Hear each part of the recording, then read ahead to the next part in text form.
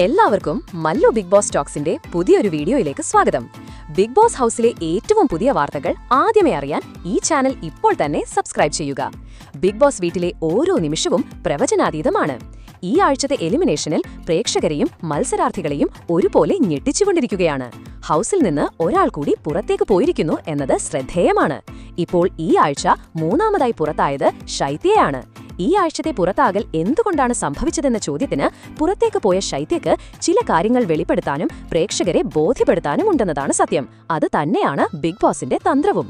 പുറത്തായതിനു ശേഷം ശൈത്യ പറഞ്ഞത് ശരിക്കും ഞെട്ടിക്കുന്ന വാക്കുകളാണ്. അതിങ്ങനെയായിരുന്നു: ഈ നിമിഷം ഞാൻ ശരിക്കും ഞെട്ടിയിരിക്കുകയാണ്. ഈ ഒരു എലിമിനേഷൻ ഞാൻ ഒട്ടും പ്രതീക്ഷിച്ചിരുന്നില്ല. ഞാൻ പോവില്ല എന്ന് ഉറപ്പുള്ള ഒരാളായിരുന്നു, പക്ഷേ ഞാൻ പുറത്തേക്ക് പോയിരിക്കുന്നു. എന്റെ പുറത്താകലിന് ഒരു പ്രധാന കാരണം എന്റെ കൂടെ നിന്ന ഒരാളാണ്. ഞാൻ അനുമോളെ സപ്പോർട്ട് ചെയ്തതുകൊണ്ടാണ് ഞാനിപ്പോൾ ഈ ഹൗസിന് പുറത്തേക്ക് വരാൻ കാരണം.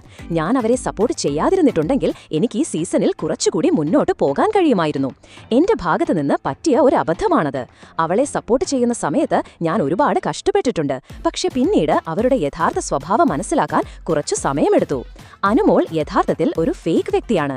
സൗഹൃദത്തിന് പോലും അവൾക്കൊരു വിലയില്ല.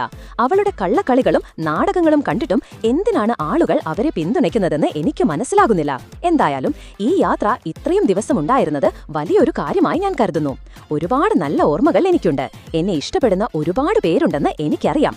അതാണ് എനിക്ക് ഏറ്റവും വലിയ സമ്മാനം. പിന്തുണച്ച എല്ലാവർക്കും ഒരുപാട് നന്ദി. ഈ എലിമിനേഷൻ യഥാർത്ഥത്തിൽ ബിഗ് ബോസ് വീട്ടിലെ സൗഹൃദങ്ങളെക്കുറിച്ചുള്ള ഒരു പുതിയ പാഠമാണ് നൽകുന്നത്.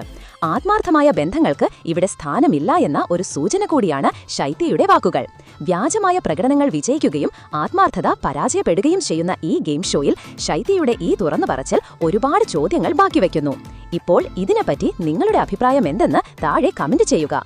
ഇതുപോലത്തെ കൂടുതൽ ബിഗ് ബോസ് വാർത്തകൾക്കായി ഈ ചാനൽ മറക്കാതെ സബ്സ്ക്രൈബ് ചെയ്യുക.